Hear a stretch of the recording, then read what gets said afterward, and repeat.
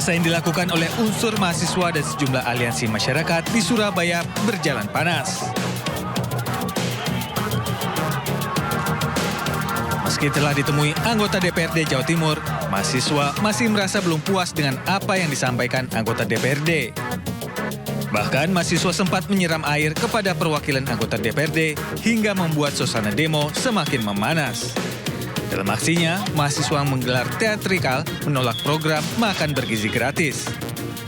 Kami memiliki pesan dan tuntutan yang sama nasional bahwa satu, kami menuntut undang-undang pro rakyat yang disahkan, yakni undang-undang perampasan aset terutama, dan juga di sisi lain kami juga menuntut undang-undang anti rakyat dibatalkan, yakni undang-undang minerba dan undang-undang lain yang lebih pro terhadap elitis dan oligarki. Dan yang terakhir kami berharap dan kami menuntut kepada pemerintah bahwa efisiensi anggaran jangan mengorbankan anggaran kesehatan, pendidikan dan infrastruktur dasar. 110 triliun itu dipotong dari pendidikan untuk MBG dan efisiensi lain. Sedangkan itu langsung berdampak pada beasiswa operasional perguruan tinggi, sekolah dan seterusnya.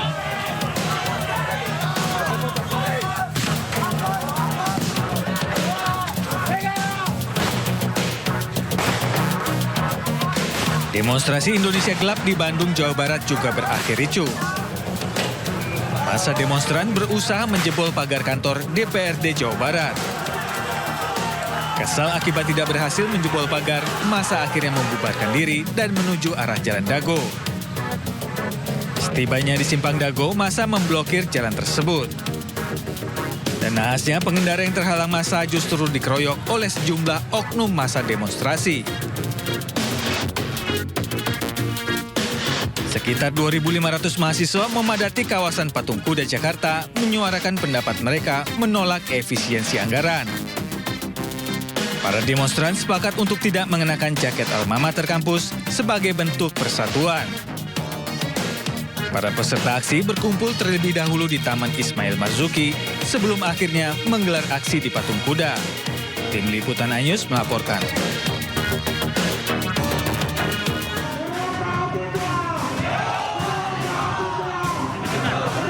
Aksi demonstrasi besar-besaran bertajuk Indonesia Gelap digelar massa yang tergabung dalam Badan Eksekutif Mahasiswa se-Indonesia di kawasan Patung Kuda, Jakarta Pusat.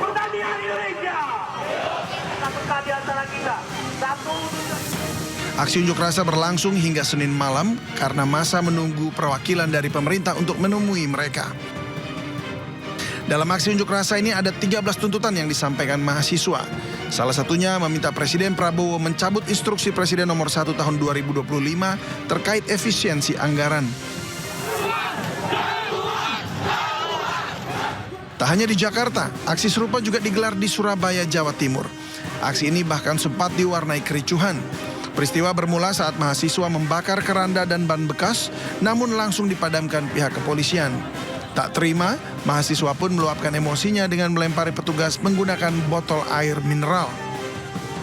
Aksi Indonesia Gelap berawal dari slogan yang digunakan warganet di media sosial saat menyoroti kebijakan pemerintah yang dinilai bermasalah. Pemerintah pun buka suara menanggapi tagar Indonesia Gelap yang digaungkan. Menteri Sekretaris Negara Prasetyo Hadi menyebut kondisi Indonesia saat ini baik-baik saja dan pemerintah terus mencari solusi atas masalah yang ada. Tagar Indonesia Gelap dalam demonstrasi kemarin itu tanggapan dari pemerintah seperti apa, Mas? Itu inilah. Ya, namanya kebebasan berekspresi, tapi tolong sekali lagi ya jangan membelokkan apa yang sebenarnya tidak seperti itu kan gitu. Mana nggak ada Indonesia Gelap. Kita akan menyongsong Indonesia bangkit. Meski diwarnai penolakan dan gelombang aksi unjuk rasa, pemerintah menegaskan tak akan membatalkan kebijakan efisiensi anggaran. Pasalnya efisiensi dilakukan pada kegiatan dan program yang dinilai tak produktif. Tim Liputan iNews melaporkan. Halo, selamat siang pemirsa Indosiar kembali hadir menemani aktivitas Anda. Bersama saya Camar Haena dan berikut berita pilihan siang ini.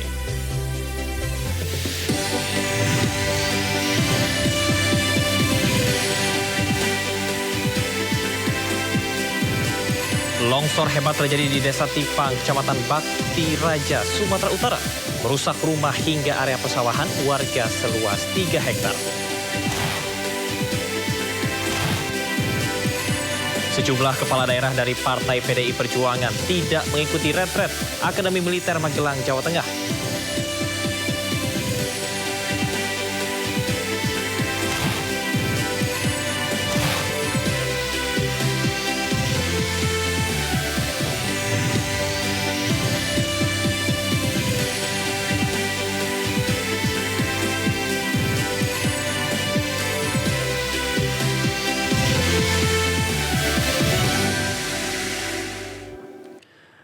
Pemirsa, tersapu angin kencang, sebuah atap bangunan di Puskesmas Porong, Sidoarjo, Jawa Timur hancur. Akibatnya seluruh dokumen rekam medik rusak, sementara ruang pemeriksaan pasien umum dipindahkan ke ruangan kosong bekas gudang.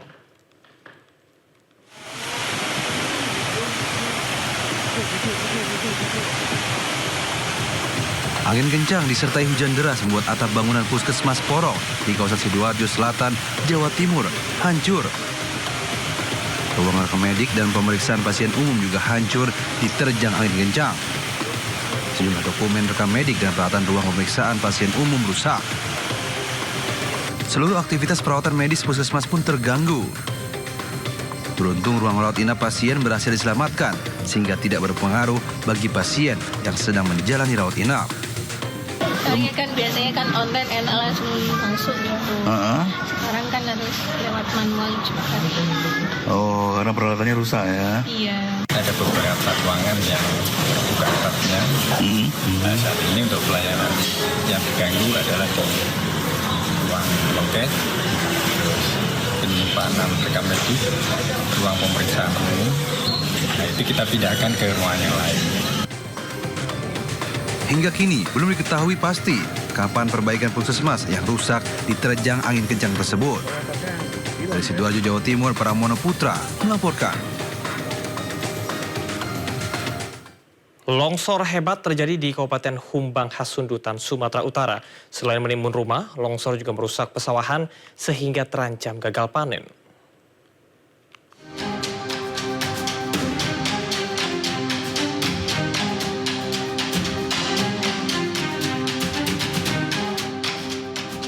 Longsor hebat yang merusak rumah hingga area persawahan warga seluas 3 hektar terjadi di Desa Tipang, Kecamatan Bakti Raja, Kabupaten Humbang Hasundutan, Sumatera Utara. Longsor juga menutupi bahu jalan menuju Jalan Patuan Nagani ke Jalan Janji Raja Holbung. Akibatnya warga tidak bisa beraktivitas karena adanya tumpukan batu dan lumpur. Pemerintah menurunkan mesin pengeruk atau ekskavator agar tumpukan batu dan lumpur bisa dipindahkan. Kalau rumah yang tertimbas ada sekitar 5 unit, yang rusak parah 1, yang rusak ringan sedang 2, yang terimbas ada 2 unit. Tapi kakak yang kita evakuasi sekarang mengungsi di rumah keluarga terdekat, ada 7 kepala keluarga. Akibat longsor, listrik juga sempat padam karena kabel yang terputus. Hingga saat ini, tim gabungan masih mengevakuasi dan mendata warga pasca longsor. Dari Kabupaten Humbang Hasundutan, Aris Fernando Manalu, iNews melaporkan. Akibat curah hujan tinggi, ratusan rumah warga di Kabupaten Banyu Asin, Sumatera Selatan terendam banjir. Warga berharap pemerintah daerah segera turun tangan dan menangani persoalan banjir.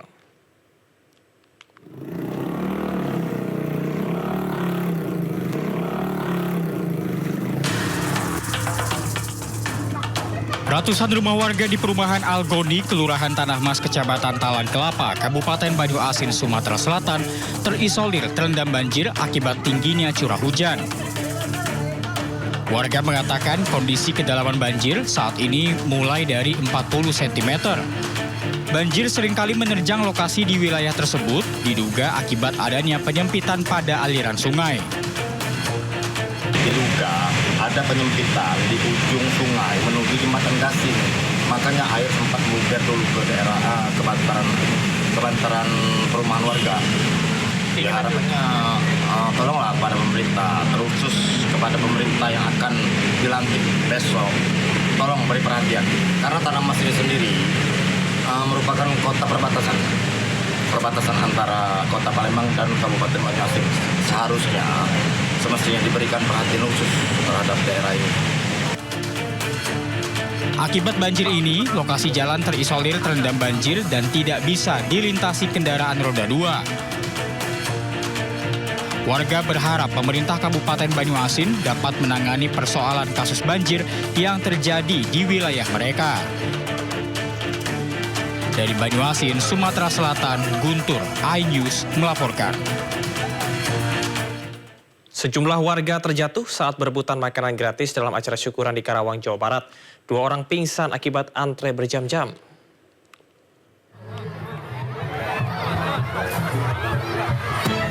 Sejumlah lansia dan anak-anak terjatuh dan nyaris terinjak akibat saling dorong, berebutan masuk untuk antre makan gratis dalam syukuran pelantikan Bupati Karawang, Jawa Barat.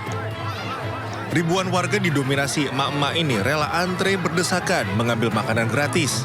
Bahkan, petugas Satpol PP dan polisi sempat kewalahan mengatasi antrean warga yang membludak. Dalam peristiwa ini, 2 orang pingsan akibat antre berjam-jam. Meski sudah antre, sebagian warga kecewa tak bisa mendapatkan makanan gratis lantaran panitia hanya menyediakan sebanyak 5.000 paket makanan gratis. Selain itu, sebagian warga kecopetan ponsel saat antre makanan gratis. Dalam acara syukuran ini, Pemkab Karawang menyediakan 45 tenda berbagai jenis kuliner untuk warga. Dari Karawang, Jawa Barat, Rudi Setiawan, iNews melaporkan. Puluhan siswa sekolah dasar di Pandeglang, Banten keracunan diduga usai mengonsumsi menu makan bergizi gratis. 1 siswa dirawat intensif karena terus menderita diare dan muntah-muntah.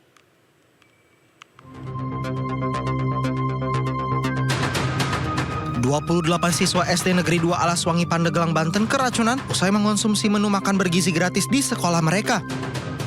1 orang siswa dengan gejala terparah yakni muntah-muntah dan diare dirawat di puskesmas. Sementara puluhan siswa lainnya beristirahat di rumah masing-masing.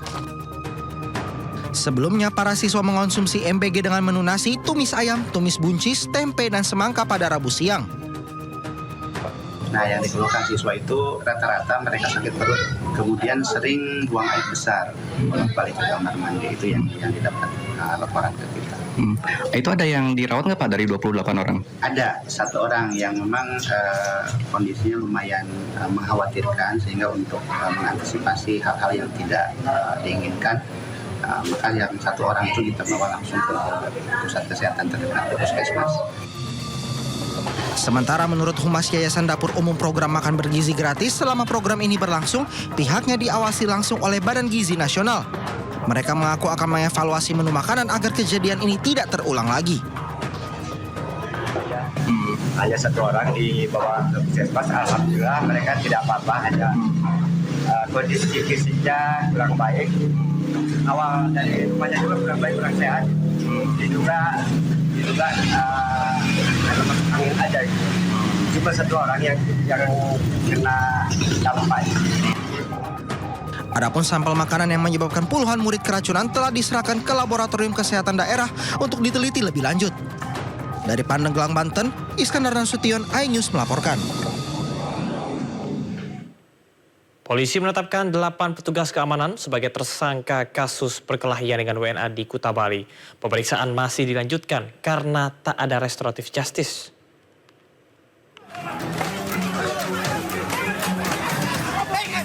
Perkelahian antara petugas security Vince Club di Bali dengan sekelompok wisatawan Australia terjadi pada 11 Februari lalu. Video perkelahian tersebut beredar luas di media sosial. Setelah perkelahian itu, masing-masing pihak saling lapor ke petugas kepolisian atas tindak penganiayaan yang dilakukan bersama-sama di muka umum. 8 orang ditetapkan polisi sebagai tersangka setelah gelar perkara laporan dari MR warga Australia. Sementara 4 petugas keamanan lain dinyatakan hanya turut serta. Sementara itu untuk laporan petugas keamanan, MR juga ditetapkan sebagai tersangka. Objektif, profesional, dan proporsional.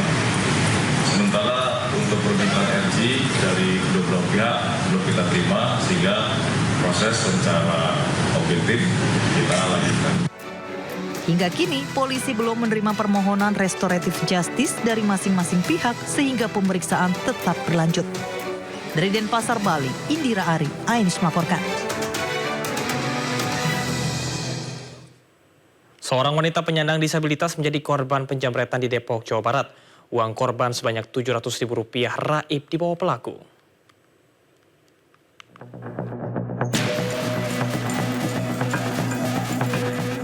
Kamera pengawas di lingkungan perumahan di kawasan Jalan Bango 5, Beji, Depok merekam aksi seorang pelaku penjamretan terhadap korbannya. Pelaku merupakan ibu-ibu, sementara korbannya penyandang disabilitas. Sebelum kejadian, korban tengah menghitung uang pemberian dari orang lain yang empati akan kondisinya. Namun, tiba-tiba pelaku mengambil uang korban dan langsung melarikan diri. Korban berusaha mengejar, tetapi tidak bisa menangkapnya. Yang ngasih uang, dia buka tasnya, dia dihitung uang itu. Nah kebetulan adalah seseorang yang merasa entahlah ingin menguasai atau apa, akhirnya dia jambret. Dengan dijambret itu dia merasa kaget kan. Teriak-teriak, ya kebetulan terekamlah di CCTV. Mungkin kalau pihak berwajib ingin meminta data dari CCTV, silakan. Kita ada datanya, begitu. Nah, kalau kita melihat bahwa ini tindakan yang tidak manusiawi, anak ketergantungan, idiot, kenapa harus disakiti seperti itu? Seharusnya kan dibantu. Atas kejadian ini korban mengalami kerugian Rp700.000. Rencananya korban akan membeli kambing untuk kurban saat Idul Adha mendatang. Warga yang mengetahui penjambretan geram dan mengecam aksi pelaku karena tega menjambret seorang penyandang disabilitas. Dari Depok, Jawa Barat, Iyung Rizky, iNews melaporkan. Perjalanan KRL komuter lain rute Bogor-Jakarta Kota dan sebaliknya pagi tadi terganggu lantaran adanya kerusakan listrik aliran atas di stasiun Gambir. Perjalanan untuk sementara hanya sampai di stasiun Manggarai. Kepadatan penumpang terjadi di peron atas stasiun Manggarai pada pukul 7 pagi tadi. Perjalanan KRL rute Bogor-Jakarta Kota hanya bisa sampai di stasiun Manggarai hingga perbaikan selesai. Penumpang terpaksa harus mencari transportasi lain untuk melanjutkan perjalanan. Sejumlah penumpang yang naik dari arah Bogor mengaku perjalanan mulai tersendat hingga berhenti cukup lama saat memasuki stasiun Pasar Minggu. Setelah itu, semua rangkaian kereta harus antre untuk masuk stasiun Manggarai. Melalui akun X-nya, KAI Komuter Line meminta maaf atas keterlambatan yang disebabkan gangguan listrik aliran atas. Pihak KAI untuk sementara waktu melakukan rekayasa perjalanan.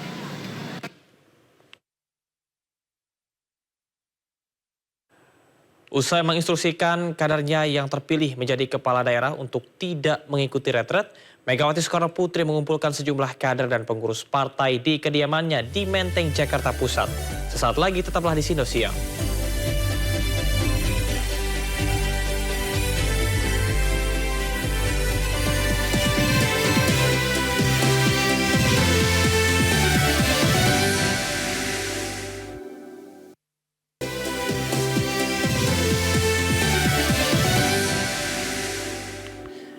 Terima kasih Anda masih di Sindo Siang bersama saya Camar Haenda. Tim kuasa hukum Partai Demokrasi Indonesia Perjuangan Roni Talapesi dan juga Magdir Ismail mengunjungi Sekjen PDI Perjuangan Hasto Kristianto di rumah tahanan KPK. Roni Talapesi menyampaikan kunjungan tersebut adalah dalam rangka menyampaikan perkembangan kegiatan partai. Meski demikian, Roni tidak merinci soal pembahasan yang akan dilakukan dengan Sekjen PDIP tersebut. Pengacara sekarang fokus hukum, kami mau besuk Mas Hasto, ya semoga Mas Hasto baik-baik. Kita harus pastikan keamanan, kenyamanannya beliau ya. Soal penanganan gimana Pak? Kemarin kan kita sudah sampaikan, itu adalah kewenangan penyidik. Belum direspon tapi ya penangguhan itu? Kami baru datang. Usai ditahan oleh KPK, pengacara Hasto Kristianto Magdir Ismail menyebut akan melawan melalui proses hukum terkait dengan penahanan Hasto Kristianto. Sementara itu, politisi PDI Perjuangan Adiana Pitupulu menyebut penahanan Hasto bukan akhir, namun awal dari perjuangan.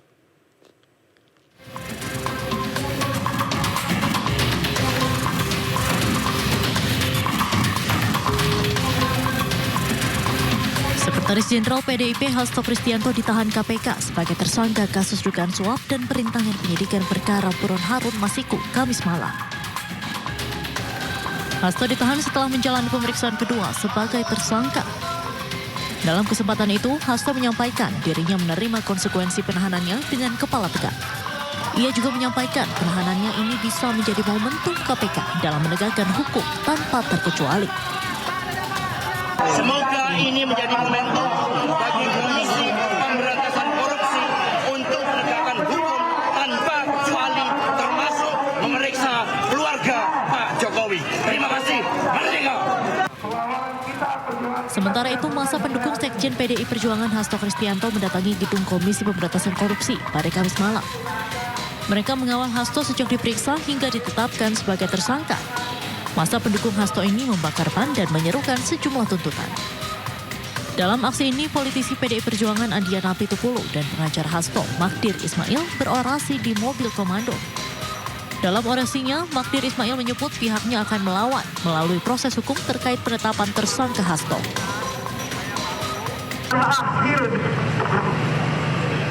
Ini adalah awal kita melakukan perlawanan.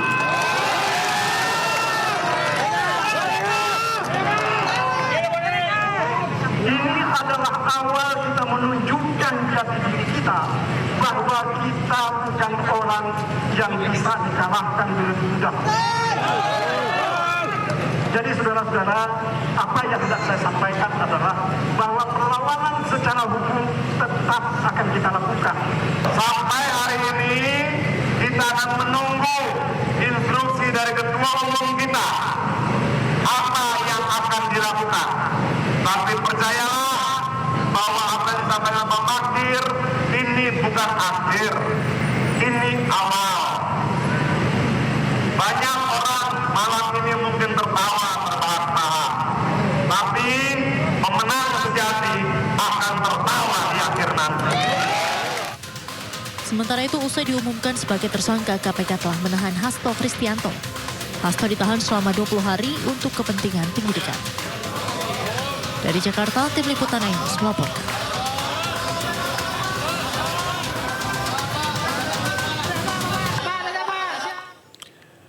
Tadi malam, Ketua Umum PDI Perjuangan Megawati Soekarno Putri mengumpulkan sejumlah kader dan pengurus partai di kediamannya di Menteng, Jakarta Pusat.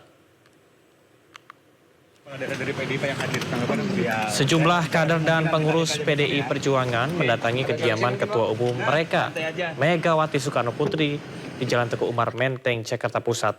Rapat digelar di tengah berlangsungnya retret kepala daerah di Magelang dan usai penahanan Sekjen PDI Perjuangan Hasto Kristianto, di mana sebelumnya beredar instruksi DPP PDIP agar kader PDI Perjuangan yang terpilih menjadi kepala daerah untuk tidak mengikuti retret.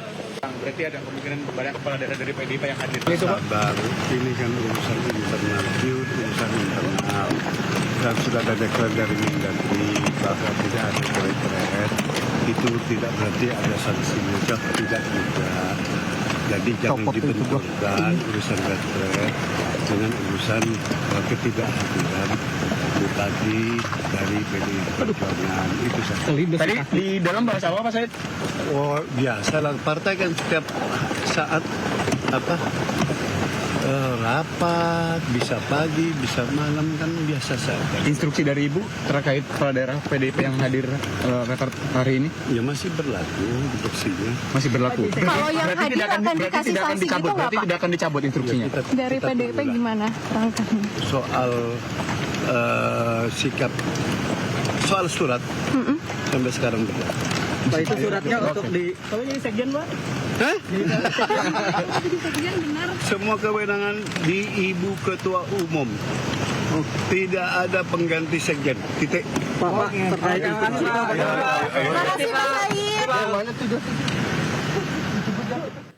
Sedikitnya 55 kepala daerah tidak mengikuti retret di Akmil Magelang. 49 kepala daerah tak hadir retret tanpa alasan, sementara 6 lainnya menyertakan alasan sakit dan keperluan keluarga.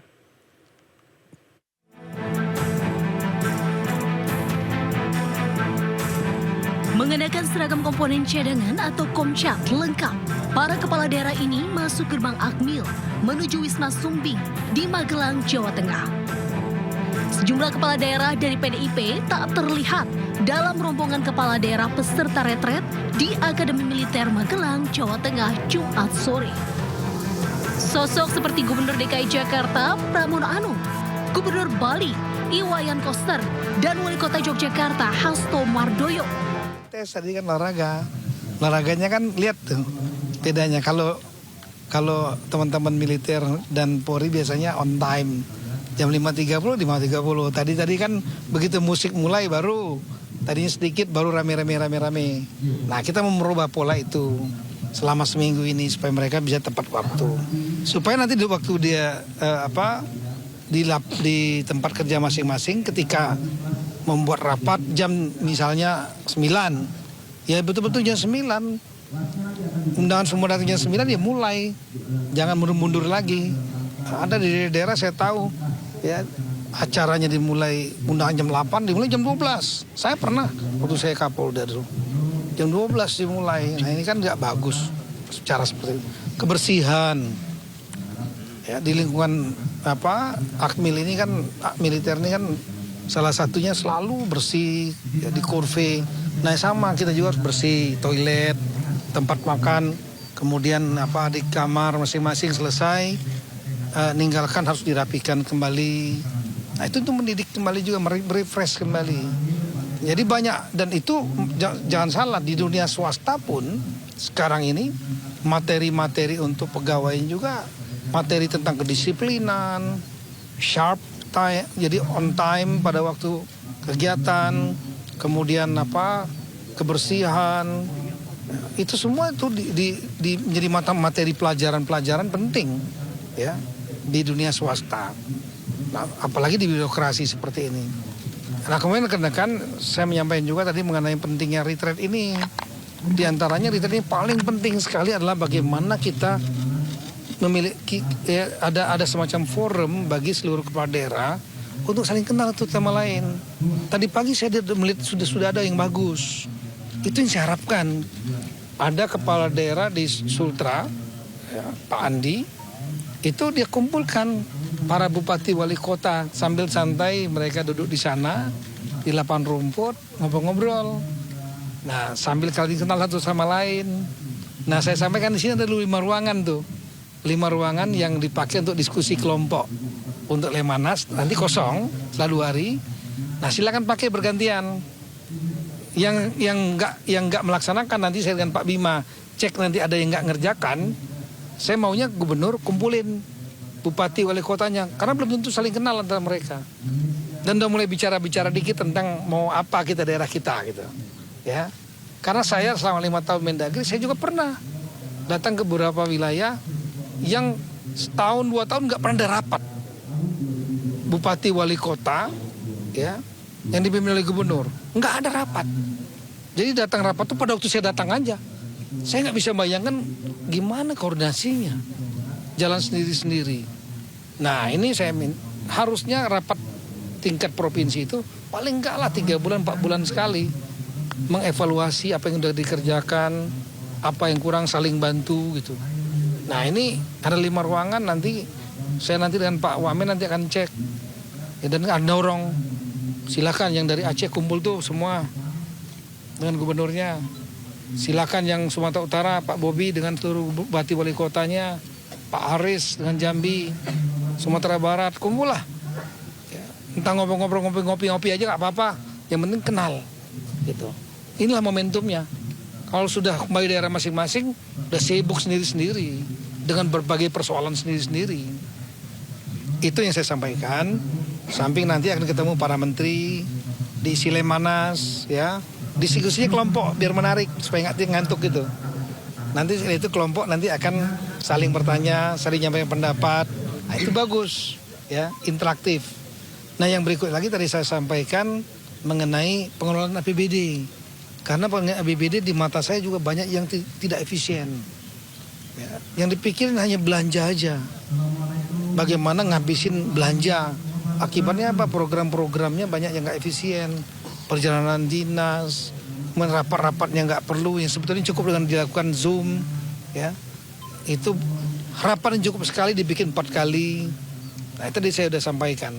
Hari ini saya akan mengeluarkan surat edaran ya, kepada seluruh daerah item apa saja yang harus dilakukan efisiensi dan caranya bagaimana, dan kami akan monitor melalui sistem kami daerah mana, dan setelah itu ditembuskan kepada Mendagri apa saja yang diefisiensikan ya, dan tapi intinya yang utama, kegiatan utama tetap berjalan, target-target harus tetap tercapai, jangan sampai kemudian mereka membuat efisiensi yang sembarangan yang kemudian malah nggak nyapai target.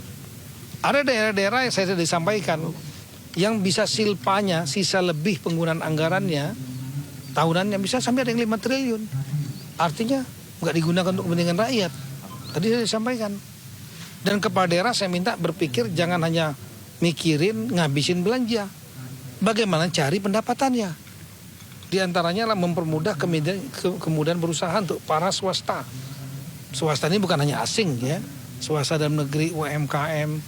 Itu dipermudah, jangan dipersulit. Kalau swastanya hidup, maka baru nanti akan memberikan retribusi pajak kepada daerah untuk menjadi PAD.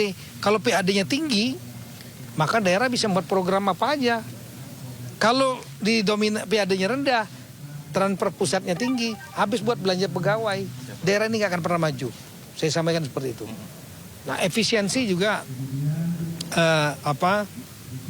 karena ada 1.300 triliun di daerah ini ya, maka harus tepat sasaran dan kami akan awasi. Kemudian yang saya sampaikan lagi adalah mengenai masalah masalah kebersihan. Ini Bapak Presiden berkali-kali menyampaikan kepada saya, kebersihan kita itulah indikator budaya bangsa kita. Jadi bukan hanya kebersihan dalam arti pengelolaan sampah, ya, itu harus sampah. Jangan autopilot. Ada daerah yang bagus punya ide dan punya terobosan yang sudah dilaksanakan. Saya nggak mau sebutkan lah ya. Tapi ada juga yang daerah itu autopilot. Pemimpinnya nggak peduli kepada kebersihan sampah dan lain-lain. Akibatnya merusak lingkungan. Kemudian yang punya lautnya hancur, ikan-ikannya mati karena makan plastik ya. Nah, ini juga saya minta dijadikan program penting, ditambah dengan spesifik Bapak Presiden menyampaikan untuk perbaikan kebersihan toilet-toilet di ruang-ruang publik, bandara, dermaga, terminal, di mall, di mana-mana di ruang publik gitu. Sekolah, kantor harus bersih. Standarnya kering dan tidak berbau. Itu standarnya. Nanti saya minta kepada daerah mengerjakan itu. Dan kemudian yang lain mengenai apa tadi ya? Inflasi sudah saya sampaikan tadi. Setiap minggu selalu saya pimpin. Inflasi saat ini sudah terjaga sangat baik, 0,76%. Dan negara kita mengendalikan itu dengan ilmu baru. Di luar ilmu yang berlaku secara universal. Di universal yang berlaku hanya menggunakan 2 instrumen saja. Itu menjaga nilai tukar uang lokal itu jangan jatuh dibanding dolar. Ya, itu kerjaan dari central bank. Yang kedua adalah mengendalikan suku bunga. Inflasi naik, suku bunga naikin supaya demand-nya turun. Demand turun, harga akan turun dan sebaliknya. Nah, ini kita mengendalikan berdasarkan daerah. Daerah semua bergerak. Kita memiliki peta daerah tiap minggu. Dan saya pimpin atau Pak Bima, Wamen yang bikin atau Sekjen yang mimpin gantian kami. Itu tiap minggu dengan instansi lain seluruh daerah melihat. Kita lihat, kasih tahu daerah mana yang tinggi, rendah, apa komoditasnya, dikeroyok rame-rame. Nah, sekarang Indonesia termasuk salah satu negara yang terbaik menangani inflasi, artinya harga barang dan jasa. Ya, di G20 nomor 3, di ASEAN kita juga nomor 3, tapi nggak meniru beberapa negara yang daya belinya menurun. Ya. Di tingkat dunia kita nomor 26 dari hampir 186 negara dunia, salah satu yang terbaik. Artinya terjadi keseimbangan harga barang jasa itu antara menyenangkan konsumen dan menyenangkan produsen secara umum seperti itu. Nah, saya minta kepada daerah untuk rapat mingguan hadir atau diwakili wakil atau minimal sekdanya. Saya sampaikan seperti itu. Dan mereka harus bekerja. Guidelines apa yang dikerjakan 9 langkah sudah saya sampaikan juga. kira-kira yang umumnya yang saya sampaikan seperti itu, termasuk apa yang akan apa program berikutnya, di antaranya 27, 28 nanti kemungkinan besar Pak Presiden akan hadir di acara Parade Senja. Malamnya akan ada acara malam akrab, beliau akan hadir, ya. Dan kemudian minggunya, saya ulangi, Jumatnya itu hari Kamis 27 ya, 28 nanti Bapak Presiden insya Allah akan memberikan pengarahan sekaligus menutup, sehingga sebelum sholat Jumat ya, semuanya sudah selesai, semua kembali ke daerah masing-masing, dan setelah itu bagi yang beragama Islam dapat menunaikan sholat taraweh. Saya kira itu. Makasih banyak ya. Makasih ya. Total untuk ya. Update totalnya Update berapa? Ya mungkin Pak Bim Arya ya yang tahu. Ya, kita apa yang nggak hadir ini kan yang belum ada keterangan. Ya bisa mungkin karena masalah gangguan perjalanan atau mungkin masalah kebijakan partainya. Saya menganggap bahwa kegiatan orientasi Balda ini sangat-sangat penting. Bukan kepentingan pusat, kepentingan daerah itu sendiri. Supaya rekan-rekan kepala daerah ini memiliki bekal yang cukup sebelum 5 tahun nanti melangkah. Ini hanya kelihatan 7 hari dibanding dengan 5 tahun mereka akan bekerja. Mereka punya waktu untuk bertemu dengan kepala daerah lainnya. Lihat sini cair sekali tadi. Ini baru 1,5 hari ya. Sudah cair, mereka saling kenal. Satu kamar ternyata nggak satu daerah. Tadi saya datang dengan Pak Bima, satu tenda. Ada yang dari Jawa, dari Seragen kalau salah. Ada yang dari Timur, ya, ada yang dari Ambon, gabung, saling kenal. Itu yang kita harapkan. Mereka saling kenal, nanti saling bantu, saling kerjasama. Ya. Nah, ini kepentingan daerah lebih penting, dan inilah kepentingan bangsa, kepentingan untuk rakyat masing-masing. Jadi kalau yang nggak mengambil bagian, ya rugi sendiri. Nanti mereka kehilangan momentum untuk bisa mendapatkan teman baru, mengenal para menteri, ya, dan juga kenal dengan gubernur misalnya, ya, kehilangan momentum itu, yang nanti ya setelah itu mereka harus cari sendiri jalur mungkin untuk kenal. Atau mungkin kita carikan alternatif lain dengan membuat momentum dengan cara Zoom meeting ya. Tapi Zoom meeting itu nggak keluar chemistry-nya. Kalau di sini mereka keluar chemistry nih. Ketahuan siapa, sampai ke personal ya. Siapa yang hobinya makan siapa yang hobinya ngorok, itu ketahuan. Pak, tapi pemahaman kalau retret ini penting sudah disampaikan nggak sih Pak kepada partai begitu, mungkin dari semua. Dan ini bermanfaat bukan hanya untuk 1 partai, 2 partai, 3 partai, untuk semua kepala daerah. Iya, termasuk PDIP gitu ya. Bukan posisinya partainya, tapi posisi kepala daerahnya ya, yang kita harapkan. Karena kepala daerah kan dia dipilih oleh rakyat dan dia harus bertanggung jawabkan kepada rakyat kembali. Partai kan hanya kendaraan mereka untuk bisa ikut dalam pemilihan. Ketika dia terpilih, dia tanggung jawabnya lagi nomor 1 bukan kepada partainya, tapi nomor 1-nya tanggung jawabnya kepada rakyat yang memilihnya dia nanti. Nah, silakan rakyat nanti menilai. Saya kira itu. Terima kasih. Makasih banyak Pak Tito. Masih sama. Masih 450? Masih 450 ya, mungkin saja hari ini nambah. Ya, mungkin saja hari ini ada nyusul ya. Tambah Hasan masih 47. Yang ya. belum ada kabar juga. Yang ngasih perwakilan udah ada Pak? Ngasih perwakilan wakilnya ya, atau sekdanya? hari ini kan dipastikan. Hari ini akan terlihat jelas 47 itu apakah ada yang menyusul hari ini, apakah ada yang menyatakan tidak ikut, kan akan jelas. Yang tidak itu pasti mengirimkan wakilnya atau sekda. Ya, tapi rasanya masih memungkinkan kalau hari ini menyusul bergabung apapun alasannya. Jam berapa ya. Pak? Kira-kira Belum tahu. Belum tahu. Sore update nggak Pak? Ya. Sore nanti mungkin nggak Pak? Kita lihat nanti ya. Oke. Makasih Pak. Makasih Pak.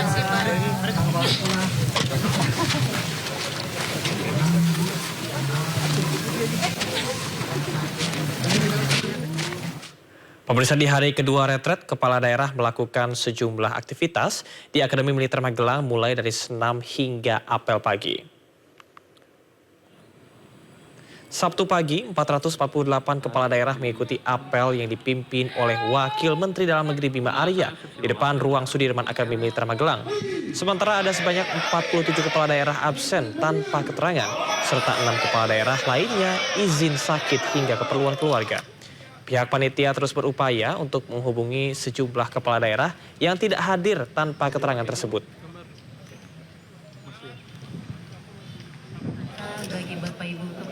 Usai melakukan apel, para kepala daerah kemudian memasuki ruang Sudirman untuk ikuti pembukaan acara.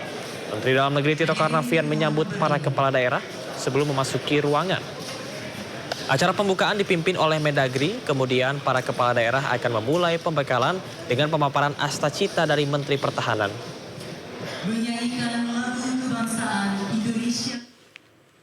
Sebelumnya kepala daerah mulai dari bupati, wali kota hingga gubernur menjalani senam pagi. Dengan antusias, para kepala daerah melakukan senam mengikuti gerakan dari instruktur Akademi Militer.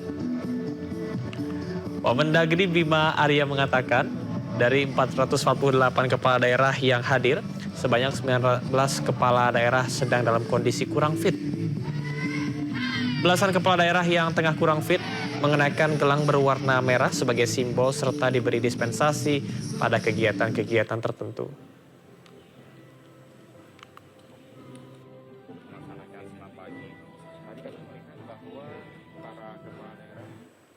Para kepala daerah antusias mengikuti retret yang digelar di Akademi Militer Magelang. Gubernur Jawa Timur, Hovifah Indar Parawangsa, berharap menteri-menteri yang diberikan selama retret ini bisa memberikan pengetahuan tambahan bagi para kepala daerah. Menjelang pembekalan ini, Bu. Kita melihat sebagai bagian dari penguatan kita semua. Jadi materi-materi yang saya dengar akan disampaikan 40 narasumber. Mudah-mudahan bisa memberikan pengayaan pengetahuan, jaringan, dan tentu perspektif ya bagi semua peserta yang multi retreat ini. Bu, kira-kira apa yang menjadi titik utama terutama dari Jawa Timur pada saat pembekalan ini, Bu? Isu-isu apa yang akan kira-kira bisa dielaborasi lebih lanjut? Ya, yang saya sempat mendiskusikan dengan beberapa kawan gubernur adalah bahwa gubernur sebagai perpanjangan tangan pemerintah pusat ini perlu ada kejelasan. Harus di breakdown lebih detail sehingga perpanjangan tangan pemerintah pusat yang akan dilakukan oleh gubernur ini bisa kami kerjakan sebaik mungkin. Itu yang rasanya belum terjawab ya. Ya, mudah-mudahan nanti kita bisa mendapatkan penjelasan di forum ini. Bu, terkait dengan hari ini juga terkait dengan Astacita kedua terkait pertahanan. Mungkin apa yang bisa dikulik lebih dalam, Bu, terkait materi ini? Ya, kita harus melakukan mitigasi secara lebih dini dan itu tidak boleh underestimate terhadap dinamika yang berkembang di lini terkecil pun. Oleh karena itu sistem hankam rata sesungguhnya. Sistem pertahanan keamanan rakyat semesta itu menjadi penting. Masing-masing harus membangun family resilient, ketahanan keluarga. Dari ketahanan keluarga lalu entitas yang berketahanan, kemudian daerah dan nasional yang juga memiliki ketahanan. Jadi kalau TANAS ketahanan nasional melakukan pembekalan sekaligus membuka secara resmi pembekalan dari kepala daerah di Akademi Militer Magelang, Jawa Tengah. Saya akan menunjukkan kepada Anda, Reza dan pemirsa, situasi terkini yang berada di depan ruang Sudirman yang menjadi tempat dari Menteri Dalam Negeri Tito Karnavian ini menyampaikan sekaligus membuka secara resmi pembekalan bagi kepala daerah di seluruh Indonesia yang bertempat di ruang Sudirman Akmil Magelang, Jawa Tengah. Dan memang tadi ada sejumlah poin, Reza dan pemirsa, terkait dengan apa saja kira-kira yang menjadi pemaparan awal dari Menteri Dalam Negeri Tito Karnavian selama memberikan pembekalan kepada para kepala daerah ini. Di mana tadi dalam paparannya disampaikan dari Menteri Dalam Negeri Tito Karnavian ini menyampaikan bahwa ini merupakan suatu momentum yang baik bagi para kepala daerah yang ada untuk bisa saling mengenal antara satu kepala daerah dengan kepala daerah yang lain, terutama di dalam satu wilayah. Tadi Menteri Dalam Negeri Tito Karnavian juga menyampaikan bahwa nantinya para kepala daerah ini diharapkan dapat saling mengenal begitu antara gubernur, kemudian bupati maupun juga wali kota yang menjadi satu tempat atau wilayah mereka dalam melaksanakan tugasnya. Dan tadi juga poin lainnya yang disampaikan dari Menteri Dalam Negeri ini juga sempat menyampaikan bahwa nantinya para kepala daerah harus bisa memiliki rasa tanggung jawab yang lebih karena ini merupakan salah satu langkah yang terbaik untuk bisa bertanggung jawab kepada masyarakat terkait dengan hal-hal yang diinginkan. Dan saya akan coba bertanya, Reza dan pemirsa, terkait dengan bagaimana atau apa saja yang kira-kira tadi disampaikan oleh Menteri Dalam Negeri Tito Karnavian bersama dengan Wakil Menteri Dalam Negeri.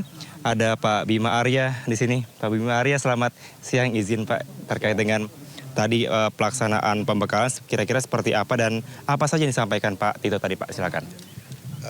Tadi pagi Pak Tito menyampaikan beberapa hal penting ya. Yang pertama mengingatkan lagi tentang efisiensi.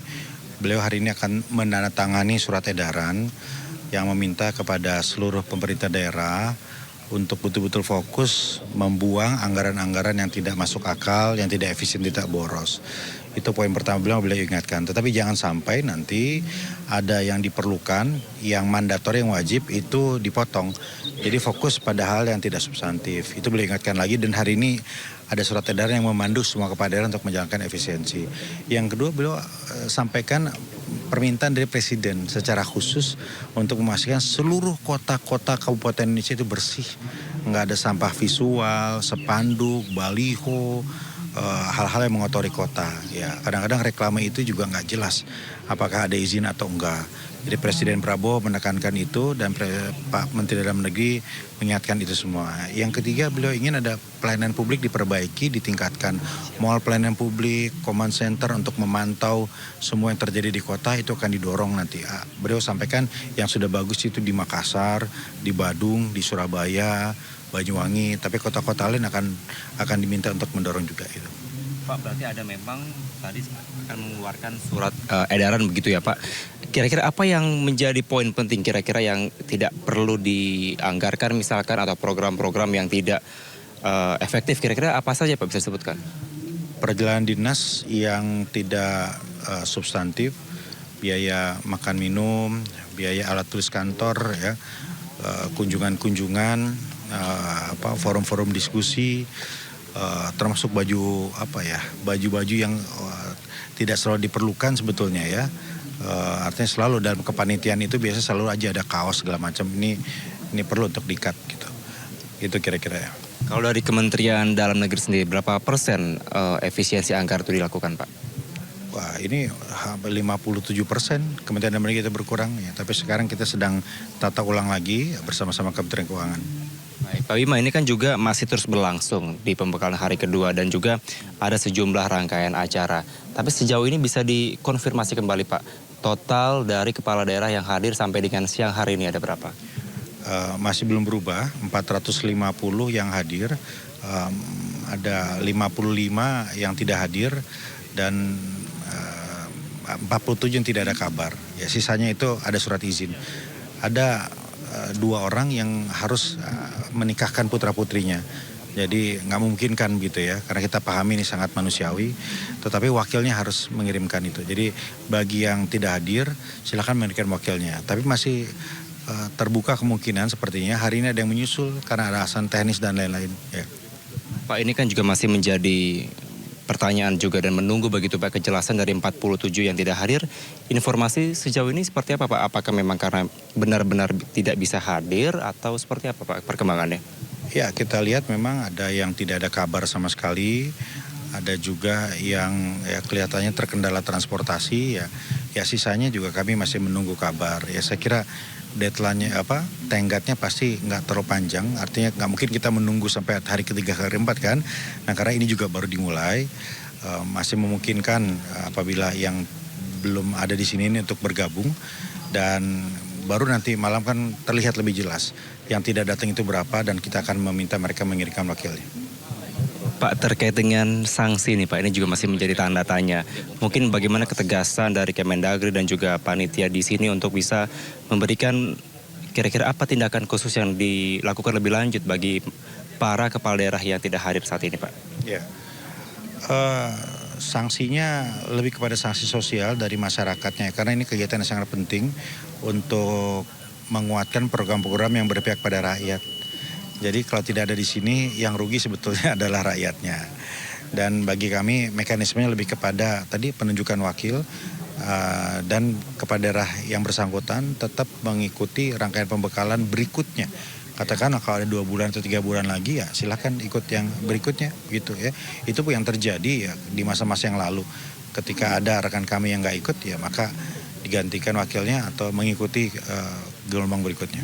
Oke, berarti diwajibkan untuk mengikuti gelombang berikutnya dan harus datang pastinya Pak ya? Iya harus datang, iya. Pak Bima, ini juga masih akan terus berlanjut. Mungkin bisa dijelaskan apa rangkaian acara selanjutnya dan nampaknya ini tidak atau agak keluar dari rundown acara ya Pak? Atau seperti apa Pak? Iya, tadi agak bergeser, mundur karena mungkin mereka kelelahan ya. Kan kemarin itu banyak peserta mengikuti rangkaian padat sekali dari daerahnya, kemudian sampai ke Monas, ke istana, berdiri, mengejar pesawat. Lelah sekali pasti kemarin, lelah sekali. Kegiatan padat sampai malam ya. Jadi kita masih bisa memahami kalau kemudian banyak yang terlambat ya. Kita monitor terlambat, menyesuaikan juga untuk mengantri toilet, ya, kemudian menunggu kesiapan yang lain. Jadi bergeser setengah jam lah kira-kira gitu tadi. Ya, kita berharap lancar dan hari ini 2 hari ini akan diisi oleh teman-teman dari Lemhanas. Akan dibagi menjadi beberapa ruang kelas untuk diskusi interaktif. Berarti untuk para menteri atau Menko yang sekitar 40 Bapak sempat sampaikan itu? Nanti siang Pak Menteri Pertahanan jadwalnya, Pak Menhan, Pak Syafri Samsudin. Terima kasih Wamendagri Pak Bima telah bergabung bersama Ainus Pak. Selamat sore, selamat siang Pak.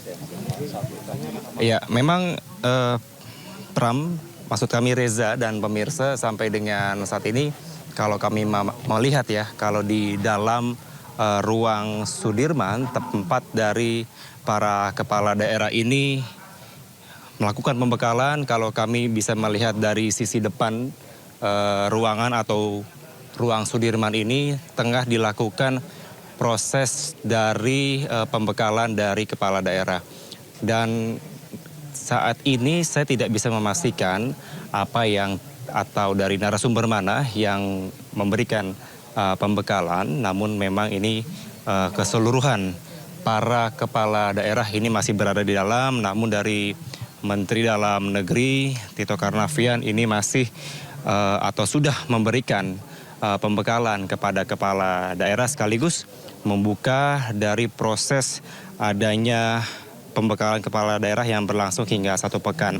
Dan juga tadi kami sempat mengkonfirmasi kepada pihak Wamendagri Bima Arya menyampaikan bahwa sampai dengan saat ini ada sekitar 450 kepala daerah yang hadir dan ada masih 47 yang tidak hadir. Dan juga ini masih menjadi pertanyaan kepada kami semua terkait dengan adanya salah satu partai politik yang melarang adanya kepala daerahnya hadir ke dalam pembekalan di tempat ini. Namun kami ternyata memantau ada 2 kepala daerah dari salah satu partai politik yang hadir namun enggan untuk memberikan keterangan lebih lanjut kepada kami di tempat ini. Reza, kembali ke Anda.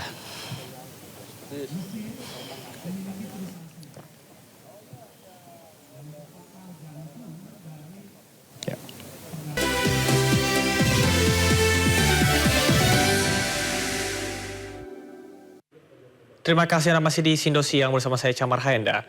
Tunjangan kinerja bagi para dosen masih memicu polemik lantaran hingga kini belum ada kejelasan akan pembayaran tukin sejak 2020 lalu.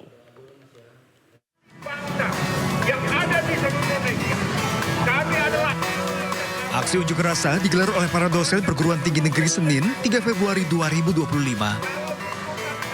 Mereka menuntut tunjangan kinerja atau tukin tahun 2020-2024 yang tidak cair. Aksi ini juga diikuti oleh dosen dari berbagai daerah lain, diantaranya Sumbar, Jawa Timur, Kepulauan Riau, Lampung, dan lainnya. Para dosen ini berharap dengan melakukan aksi ini, pemerintah mendengarkan tuntutan terkait tunjangan dosen ASN bisa segera dipenuhi. Mereka pun berencana untuk mogok massal bila tuntutannya tidak dipenuhi. Demo hari ini. Oke, permisi dulu, permisi, buka jalan dulu, silakan. Buka jalan dulu, permisi. Makasih Pak Menteri. Terima kasih. Sementara Mendikbudristek Satrio Sumantri Brojonegoro menolak berkomentar ketika diminta ketanggapan terkait permintaan pembayaran tukin. Namun Sekjen Kemendikbudristek Togar M. Simatupang beralasan tunjangan kinerja tidak dibuat anggarannya oleh kementerian yang lalu. Akibatnya, tukin tak bisa dicairkan dan sudah tutup buku. Namun pemerintah telah mengajukan permohonan tambahan anggaran ke Kementerian Keuangan dalam raker Komisi 10 DPR pada 23 Januari 2025 lalu. Penambahan anggaran pun telah disetujui sebesar 2,25 triliun dan saat ini sedang menunggu peraturan Presiden. Dosen dan guru adalah garda terdepan pendidikan bangsa Indonesia. Kesejahteraan para tenaga pengajar ini hendaknya menjadi perhatian pemerintah. Tim Liputan iNews melaporkan. Jagat maya ramai, 2 personil band Sukatani meminta maaf di media sosial atas lagu bertajuk Bayar, Bayar, Bayar. Netizen menganggap permintaan maaf yang dihaturkan menjadi simbol anti kritik institusi Polri. Sukatani memohon maaf yang sebesar-besarnya kepada Bapak Kapolri dan institusi Polri atas lagu ciptaan kami dengan judul lagu Bayar, Bayar, Bayar. Dunia seni dan kreatif kembali didera batu sandungan. Setelah ramai berita pelarangan pementasan seni teatrikal di salah satu kampus seni, Jagat Maya kembali dibuat ramai dengan permintaan maaf dari personel band Sukatani. Permintaan maaf yang ditujukan kepada Kapolri ini sontak mendapatkan perhatian warganet hingga sejumlah pesohor. Terlebih, grup band asal Purbalingga ini tak hanya membuat permintaan maaf saja, tapi juga menarik lagu-lagu berjudul Bayar, Bayar, Bayar dari semua platform pemutar musik. Dalam video yang diunggah di media sosial, Sukatani Band ini juga menampilkan wajah kedua personil band dengan jelas. Hal ini sangat berbeda dari tampilan keduanya dalam setiap penampilan yang kerap menggunakan topeng kain. Dari grup band Sukatani memohon maaf yang sebesar-besarnya kepada Bapak Kapolri dan institusi Polri atas lagu ciptaan kami dengan judul lagu Bayar, Bayar, Bayar yang liriknya bayar polisi yang telah kami nyanyikan sehingga viral di beberapa platform media sosial yang pernah saya upload ke platform Spotify. Yang sebenarnya lagu itu saya ciptakan untuk oknum kepolisian yang melanggar peraturan. Saya Muhammad Syifa Lufti, sekali lagi mohon maaf. Saya Novi Cita Hidayati, sekali lagi memohon maaf. Melalui pernyataan ini saya telah mencabut dan menarik lagu ciptaan kami yang berjudul Bayar, Bayar, Bayar dari lagu Bayar Polisi. Dengan ini saya menghimbau kepada semua pengguna akun media sosial yang telah memiliki lagu kami dengan judul Bayar, Bayar, Bayar dari lagu Bayar Polisi agar menghapus dan menarik semua video menggunakan lagu kami dengan judul Bayar, Bayar, Bayar. Sementara itu, Kepolisian Republik Indonesia sebut Polri tak anti kritik. Kapolri tersebut tak bermasalah dengan kritik yang disampaikan dalam lagu tersebut, serta menduga ada kesalahpahaman.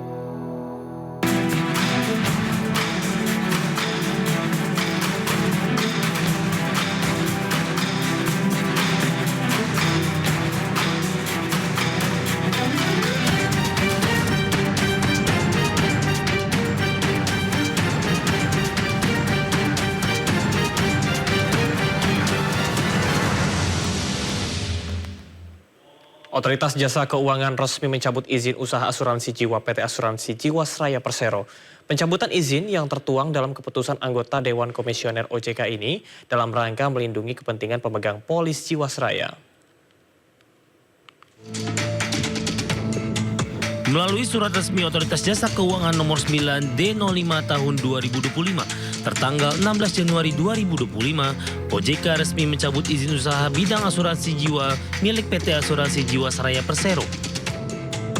OJK dengan tegas menyatakan pencabutan izin usaha PT Asuransi Jiwasraya Persero ini merupakan bagian dari serangkaian tindakan pengawasan yang dilakukan oleh Otoritas Jasa Keuangan dalam rangka melindungi kepentingan pemegang polis dan atau tertanggung.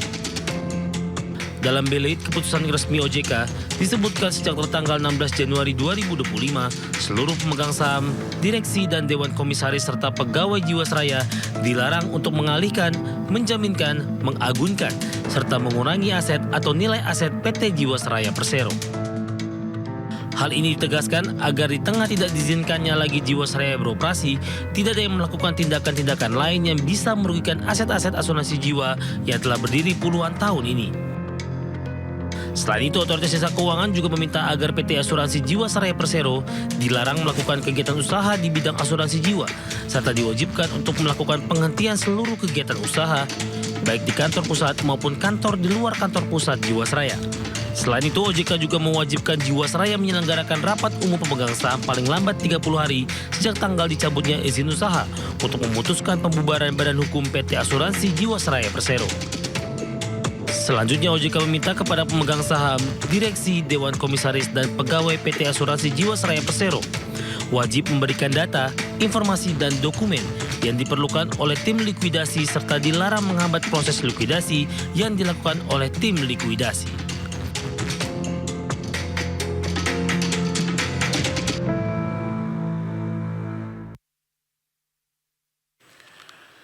Badan Pemeriksa Keuangan atau BPK pernah melaporkan kerugian negara dalam kasus Jiwasraya adalah sebesar 16,81 triliun rupiah.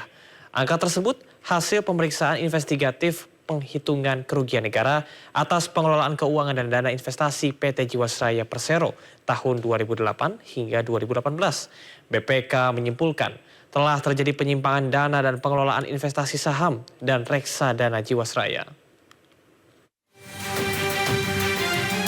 Berdasarkan pemeriksaan Badan Pemeriksa Keuangan menyimpulkan adanya penyimpangan oleh pihak-pihak terkait atas proses perencanaan dan pelaksanaan pengelolaan investasi saham dan reksadana di PT Asuransi Jiwasraya Persero. BPK melaporkan kerugian negara dalam kasus Jiwasraya sebesar 16,81 triliun rupiah yang ditimbulkan oleh penyimpangan dana dan pengelolaan investasi saham dan reksadana. Pada Desember 2019, Direktur Utama Jiwasraya Heksana Trisasongko mengumumkan PT Asuransi Jiwasraya Persero tidak mampu membayar klaim polis nasabah yang mencapai 12,4 triliun rupiah. Total utang perusahaan asuransi Jiwasraya diperkirakan mencapai 49,6 triliun rupiah. Diputuskan ketidakmampuan Jiwasraya membayar klaim polis nasabah diakibatkan oleh keputusan direksi yang tidak hati-hati dalam membuat produk asuransi dan lemahnya standar protokol dalam menginvestasikan dana nasabah. Kasus Jiwasraya ini pun diserahkan ke Kejaksaan Agung pada Maret 2020 silam.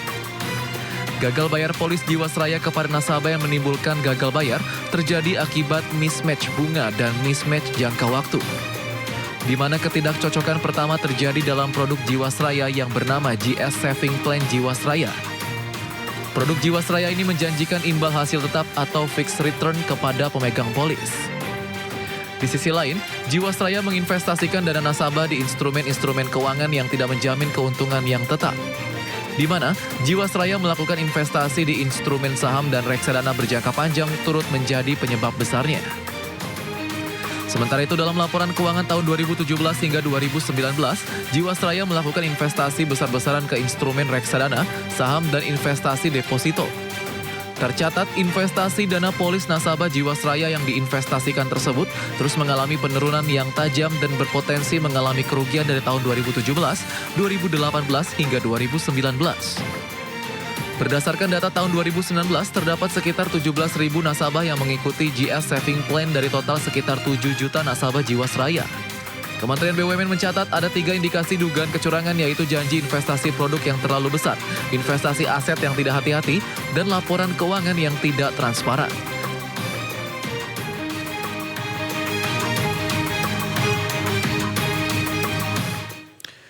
PT Pertamina Patraniaga memproyeksikan adanya lonjakan konsumsi BBM dan LPG selama Ramadan dan Idul Fitri 2025. Konsumsi LPG diperkirakan naik sebesar 6,7%, sementara Pertamax diperkirakan naik 16,7%. PT Pertamina Patraniaga memproyeksikan adanya lonjakan konsumsi BBM dan LPG selama Ramadan dan Idul Fitri 2025. Direktur Utama PT Pertamina Patraniaga Rifa Siahaan merinci, konsumsi LPG diperkirakan naik sebesar 6,7% dibandingkan bulan Januari. Adapun perkiraan konsumsi mencapai 30.926 metrik ton per hari ketimbang rata-rata konsumsi normal Januari 2025 sebesar 28.412 metrik ton per hari.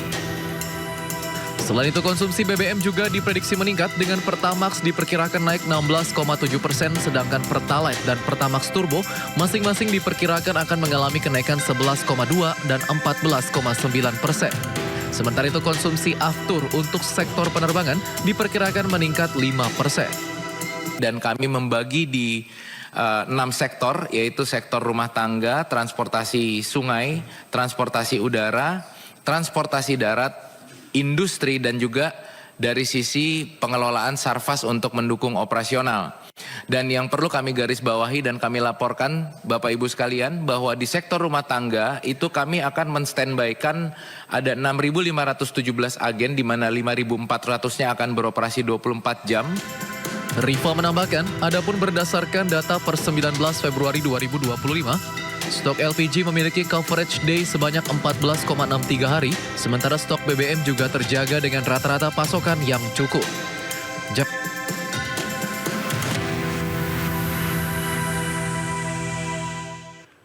Revisi Undang-Undang Minyak dan Gas Bumi akan kembali dibahas oleh Dewan Perwakilan Rakyat. Anggota Komisi 12 DPR Sigit Karyawan Yunianto mengatakan, aturan tersebut bertujuan untuk memperbaiki tata kelola sektor migas serta mengoptimalkan peran badan usaha milik negara dalam industri energi nasional. Sigit menambahkan, regulasi baru ini memastikan iklim investasi yang kondusif bagi investor, sehingga sektor migas dapat berkembang lebih optimal. Seperti diketahui, pembahasan revisi Undang-Undang Migas kembali mencuat setelah RUU Perubahan keempat atas Undang-Undang Nomor 4 Tahun 2009 tentang pertambangan mineral dan batu bara resmi disahkan menjadi undang-undang. RUU Migas yang telah tertunda selama belasan tahun kini menjadi perhatian pemerintah dan DPR, terutama dalam upaya memberikan kepastian hukum bagi investor serta mendukung target produksi minyak nasional. Pembahasan RUU Migas akan kembali dibahas oleh DPR Jakarta. Gas yang sedang dibahas bertujuan yaitu untuk memperbaiki tata kelola sektor migas dan juga meningkatkan peran dari BUMN dalam industri. Namun ada kekhawatiran bahwa regulasi yang ada belum cukup memberikan kepastian bagi investor dan justru membebani Pertamina. Kementerian Usaha Mikro, Kecil, dan Menengah melepas ekspor perdana sebanyak 22.000 produk UMKM ke Filipina dengan nilai transaksi sebesar 961 juta rupiah. Pelepasan ekspor ini mencakup produk makanan, fashion, hingga kerajinan. Kementerian Usaha Mikro, Kecil, dan Menengah atau UMKM melepas perdana ekspor produk UMKM ke negara Filipina. Pelepasan perdana 22 produk UMKM dengan nilai transaksi mencapai 961 juta rupiah. Wakil Menteri UMKM Helvi Yuni Moraza menjelaskan, dari 22 barang yang diekspor diantaranya produk makanan, fashion, dan kerajinan tangan. Ekspor ini juga merupakan bentuk kolaborasi Lembaga Pembiayaan Ekspor Indonesia pelaku e-commerce. Strategi khusus kita jelas ada kemitraannya. Ada kemitraan dengan usaha besar, seperti inilah yang kemudian dalam bentuk pengusaha besar lainnya nanti itu akan bekerja sama dengan Kementerian Investasi. Kemudian UMKM Go Ekspor juga dibantu oleh Kementerian Perdagangan lewat beberapa pameran. Helvi menambahkan untuk mendorong peningkatan ekspor produk UMKM, pihaknya akan meningkatkan kerjasama dengan pengusaha besar hingga e-commerce, termasuk menggenjot UMKM Go Ekspor dengan menggandeng Kementerian Perdagangan.